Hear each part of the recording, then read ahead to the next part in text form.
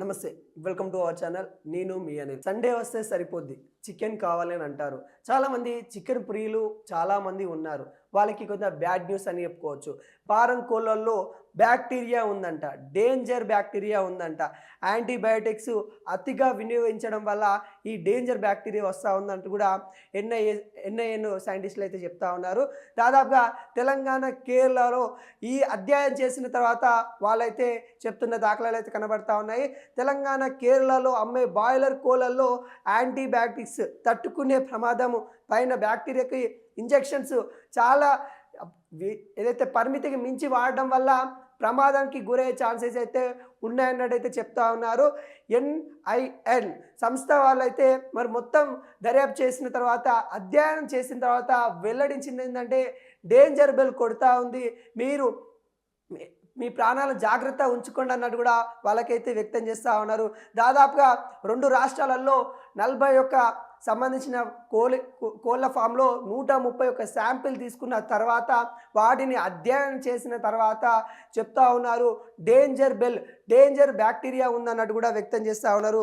దాదాపుగా ఈ 34 లక్షల మంది కూడా ఈ బాయిలర్ సంబంధించిన కోళ్ళు తినడం వల్ల కొంత ఎఫెక్ట్ అవుతూ ఉన్నారు ఇప్పటికే అని కూడా వ్యక్తం చేస్తూ ఉన్నారు. ఈ మన ఇండియా వైజ్గా చూసుకున్నట్లయితే చికెన్ ప్రియులు చాలా ఎక్కువ ఉంటారు.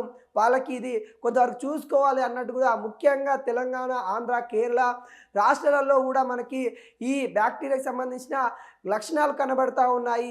ఇది మనకు ప్రమాదం అన్నట్టు కూడా వాళ్ళకైతే వ్యక్తం చేస్తున్న దాఖలాలు అయితే కనబడతా ఉన్నాయి. దాదాపుగా 95% కుక్ చేసిన చికెన్ మాత్రమే తినాలని కూడా చెప్తా ఉన్నారు. ఉడికించాలి, పూర్తి స్థాయిలో ఉడికిన చికెన్నే తినాలి. ఒకవేళ ఉడకకుంటే ఆ బ్యాక్టీరియా అలానే ఉంటుంది. ఆ బ్యాక్టీరియా చనిపోవాలంటే దాదాపుగా 95% కుక్ అవ్వాలి. అలా కుక్ అయిన చికెన్నే తినాలన్నట్టు కూడా వ్యక్తం చేస్తూ ఉన్నారు. అంటే ఈ బ్యాక్టీరియా నాశనం అవ్వడానికి మీరు ఎంత హీట్ చేస్తే అంత బాగుంటుందని కూడా వాళ్ళకైతే సైంటిస్టులు అయితే వ్యక్తం చేస్తూ ఉన్నారు. ఒకవేళ తినడానికి మీరు దూరంగా ఉండండి కొద్ది రోజుల పాటు చికెన్ తినడానికి అని కూడా వాళ్ళు వ్యక్తం చేస్తూ ఉన్నారు.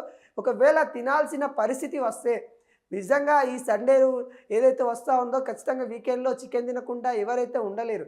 చికెన్ అని చాలామంది ఉంటారు. అలాంటి వాళ్ళకి కొంత దూరంగా ఉండాలా లేదా అని సతమతమయ్యే వాళ్ళకు కూడా చికెన్ తక్కువ మోతాదులో తినండి. ఒకవేళ మీరు తినాలనుకుంటే 95% కుక్ చేసిన తర్వాతనే తినండి అన్నట్టు కూడా వ్యక్తం చేస్తూ ఉన్నారు.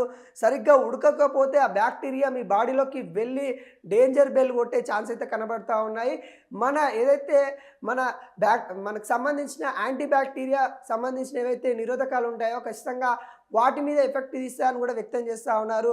మనకు సంబంధించిన ఏదైనా ఫీవర్ వచ్చినా కానీ మనకి యాంటీబ్యాక్టీరియా లెవెల్ ఏ విధంగా ఉంటుంది, దాని మీద ఇబ్బంది మన సిమ్టమ్స్ కానీ లేకుంటే మనకు బాడీకి సంబంధించిన ఏ ఇబ్బంది అయినా కానీ ఎదుర్కొనేటట్టు ఉందా లేదా అనేది కూడా మనకి మన పోషకాహారాల పైన మన ఆధారపడి ఉంటుంది. కానీ పోషకాహార ఏదైతే తినాలని నేపథ్యంలో కొంతమంది జిమ్కి వెళ్ళిన వాళ్ళు కూడా చికెన్ తింటూ ఉంటారు. ఉడకని చికెన్ తినద్దు అని కూడా హెచ్చరిస్తూ ఉంది ఎన్ఐఎన్ సైంటిస్టులు. మరి వాళ్ళు స్టడీ చేసిన తర్వాత చెప్తుంది ఏంటంటే సరిగ్గా ఉడకకుంటే బ్యాక్టీరియా మీ కడుపులోకి వెళ్తుంది అన్నట్టు కూడా వ్యక్తం చేస్తూ ఉన్నారు. మైక్రోబయాలర్ రెసిస్టెన్సీ వాళ్ళైతే వృద్ధి అయిపోతూ ఉంటుంది. మనకి ఎనర్జీకి సంబంధించిన ఏవైతే కణాలు ఉంటాయో వాటి మీద ఎఫెక్ట్ ఇస్తుంది. ఇది ఖచ్చితంగా మీ బాడీ ఇంకా ఏదైతే పోషకాహారాలు తీసుకుంటామని మీరు అనుకుంటారు, కానీ మీ బాడీకి సంబంధించిన కొన్ని కణాల పైన ఈ ప్రభావితం చూపిస్తుందని కూడా వాళ్ళైతే వ్యక్తం చేస్తూ ఉన్నారు.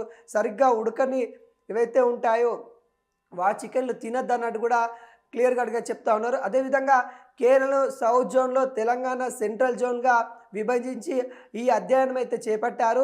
దాదాపుగా ఈ 2 రాష్ట్రాలలో 47 కోళ్ళ ఫామ్ల దగ్గరికి వెళ్ళి 131 శాంపిల్ తీసుకున్న తర్వాత అసలు కొద్ది రోజులు అంటే దాదాపుగా 2 నెలల కాలం తీసుకున్న తర్వాత వాళ్ళు అధ్యయనం చేసిన తర్వాతనే వీటికి సంబంధించిన కోళ్ళల్లో బ్యాక్టీరియా ఉందని చెప్పడం అయితే జరుగుతుంది.